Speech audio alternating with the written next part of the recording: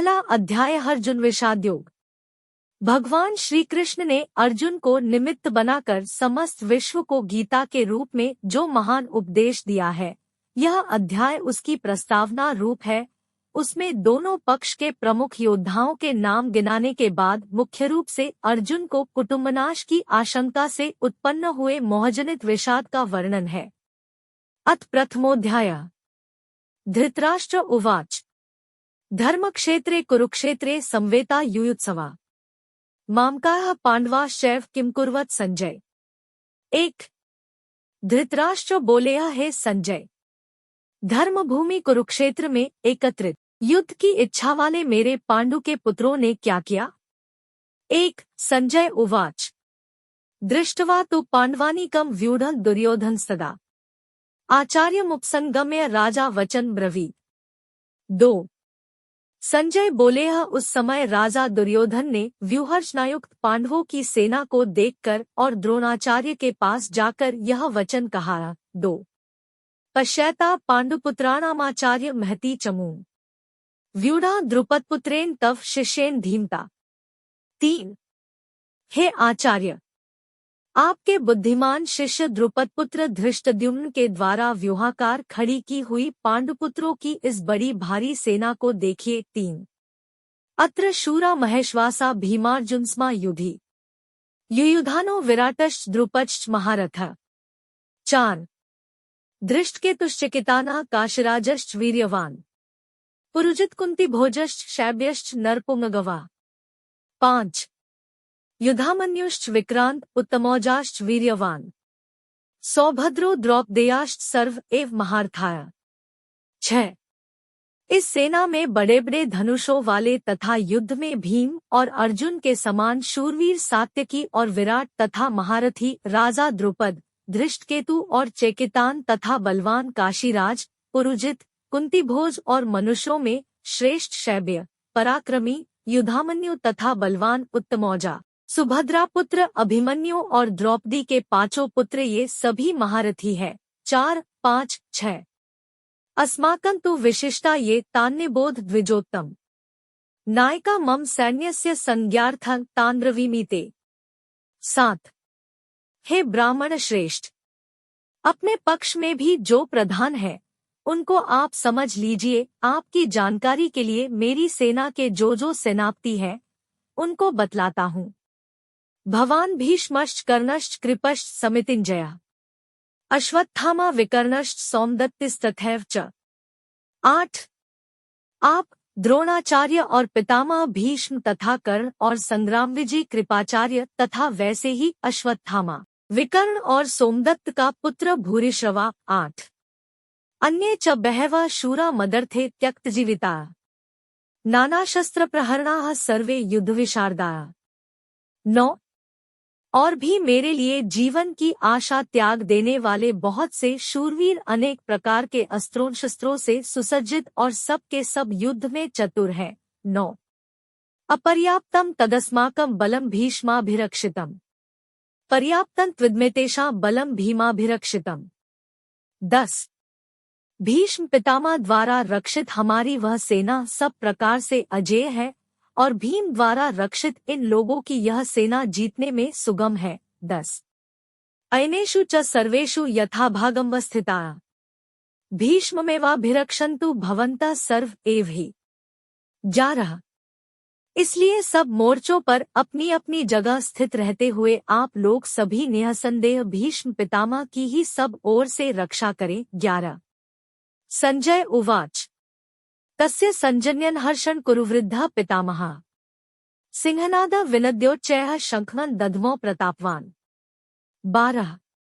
कौरवों में वृद्ध बड़े प्रतापी पितामह भीष्म ने उस दुर्योधन के हृदय में हर्ष उत्पन्न करते हुए उच्च स्वर से सिंह की दहाड़ के समान गरज कर शंख बजाया। 12।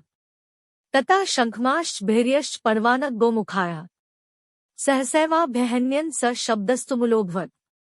13। इसके पश्चात शंख और नगारे तथा ढोल, मृदंग और नरसिंघे आदि बाजे एक साथ ही बज उठे। उनका वह शब्द बड़ा भयंकर हुआ। 13। तथा श्वेतैर्हयैर्युक्ते महती स्यन्दने स्थितौ माधवः पांडवश्चैव दिव्यो शंखो प्रदध्मतुः। 14। इसके अनंतर सफेद घोड़ों से युक्त उत्तम रथ में बैठे हुए श्री कृष्ण महाराज और अर्जुन ने भी अलौकिक शंख बजाए। 14।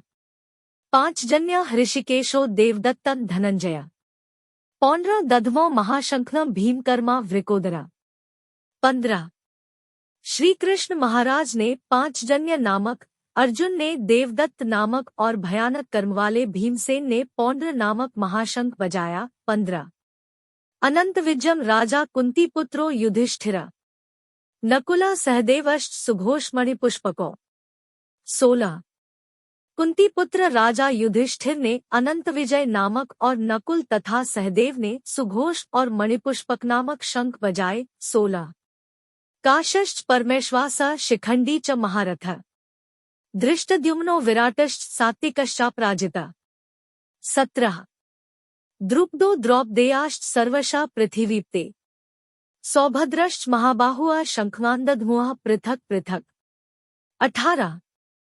श्रेष्ठ धनुष वाले काशीराज और महारथी शिखंडी और धृष्टद्युम्न तथा राजा विराट और अजेय सात्यकी, राजा द्रुपद और द्रौपदी के 5 पुत्र और बड़ी भुजा वाले सुभद्रा पुत्र अभिमन्यु, इन सभी ने, हे राजन, सब ओर से अलग अलग शंख बजाए।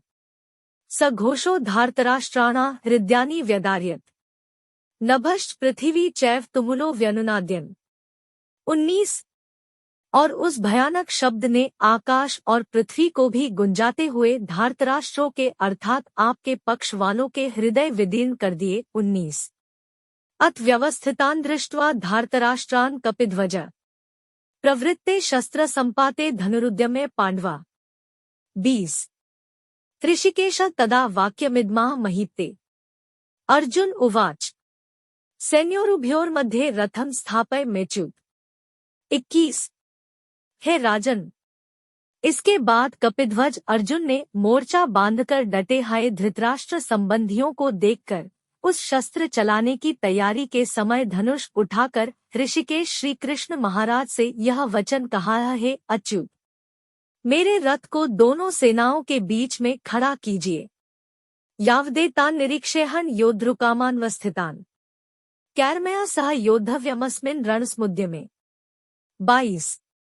और जब तक कि मैं युद्ध क्षेत्र में डटे हुए युद्ध के अभिलाषी इन विपक्षी योद्धाओं को भली प्रकार देख न लूं कि इस युद्धरूप व्यापार में मुझे किन किन के साथ युद्ध करना योग्य है, तब तक उसे खड़ा रखिए। 22। योत्समानान्वेक्ष्यहन् य एतेत्र समाक्ताः धार्तराष्ट्रस्य दुर्बुद्धेर्युद्धे प्रियचिकीर्षवा। 23। दुर्बुद्धि दुर्योधन का युद्ध में हित चाहने वाले जो ये राजा लोग इस सेना में आए हैं, इन युद्ध करने वालों को मैं देखूंगा। 23। संजय उवाच एवमुक्तो हृषिकेशो गुडाकेशेन भारत सैन्योरुभयोर्मध्ये स्थापयित्वा रथोत्तमम्। 24। भीष्मद्रोण प्रमुखतः सर्वेषा च महीक्षिताम् उवाच पार्थ पश्यैतान् संवेतान् कुरुनीति। 25। संजय बोले, है धृतराष्ट्र, अर्जुन द्वारा इस प्रकार कहे हुए महाराज श्री कृष्णचंद्र ने दोनों सेनाओं के बीच में भीष्म और द्रोणाचार्य के सामने तथा संपूर्ण राजाओं के सामने उत्तम रथ को खड़ा करके इस प्रकार कहा कि हे पार्थ, युद्ध के लिए जुटे हुए इन कौरवों को देख। 24। 25। तत्रापश्यत् स्थितान् पार्थ पितृनत पितामहान् आचार्यान् मातुलान् भ्रातॄन् पुत्रान् पौत्रान् सखीस्तथा। 26। श्वशुरान् सुहृदश्चैव सैन्योरुभयोरपि तान् समीक्ष्य स कौन्तेय सर्वान् बन्धून्वस्थितान्। 27। कृपया पर्याविष्टो विषीदन् निम्ब्रवीत्। इसके बाद प्रथापुत्र अर्जुन ने उन दोनों सेनाओं में स्थित ताऊचाचों को, दादों परदादों को, गुरुओं को, मामाओं को, भाइयों को, पुत्रों को, पौत्रों को तथा मित्रों को, ससुरों को और सुहृदों को भी देखा। उन उपस्थित संपूर्ण बंधुओं को देखकर वे कुंतीपुत्र अर्जुन अत्यंत करुणा से युक्त होकर शोक करते हुए यह वचन बोले। 26। 27। अर्जुन उवाच दृष्ट्वेमं स्वजनं कृष्ण युयुत्सु समुपस्थितम्। 28। सीदन्ति मम गात्राणि मुखं च परिशुष्यति। वेप्थुश्च शरीरे में रोमहर्षश्च जायते। 29। अर्जुन बोले, हे कृष्ण, युद्ध क्षेत्र में डटे हुए युद्ध के अभिलाषी इस स्वजन समुदाय को देखकर मेरे अंग शिथिल हुए जा रहे हैं और मुख सूखा जा रहा है तथा मेरे शरीर में कंप और रोमांच हो रहा है। गांडीवम स्त्रंस्ते हस्तात्वक चैव परिदह्यते, न च शक्नोम्यवस्थातु भ्रमतीव च मे मना। 30। हाथ से गांडीव धनुष गिर रहा है और त्वचा भी बहुत जल रही है तथा मेरा मन भ्रमित हो रहा है, इसलिए मैं खड़ा रहने को भी समर्थ नहीं हूँ। 30। निमित्तानि च पश्यामि विपरीतानि केशव, न च श्रेयोनुपश्यामि हत्वा स्वजन्मावे। 31। हे केशव, मैं लक्षणों को भी विपरीत देख रहा हूँ तथा युद्ध में स्वजन समुदाय को मारकर कल्याण भी नहीं देखता। 31। न कांक्षे विजयम कृष्ण न च राज्यं सुखानि च, कि नो राज्येन गोविंद की भोगैर्जीवितेन वा। 32। हे कृष्ण, मैं न तो विजय चाहता हूँ और न राज्य तथा सुखों को ही। हे गोविंद, हमें ऐसे राज्य से क्या प्रयोजन है अथवा ऐसे भोगों से और जीवन से भी क्या लाभ है। 32। येषामर्थे कांक्षिता नो राज्यं भोगाः सुखानि च, त इमेव स्थिता युद्धे प्राणास्त्यक्त्वा धनानि च। 33। हमें जिनके लिए राज्य, भोग और सुखादि अभीष्ट है, वे ही ये सब धन और जीवन की आशा को त्याग कर युद्ध में खड़े हैं। 33। आचार्याः पितरः पुत्रास्तथैव च पितामहाः, मातुलाः श्वशुराः पौत्राः श्यालाः संबंधिनस्तथा। 34। गुरुजन, ताऊ चाचे, लड़के और उसी प्रकार दादे, मामे, ससुर, पौत्र, साले तथा और भी संबंधी लोग हैं। 34।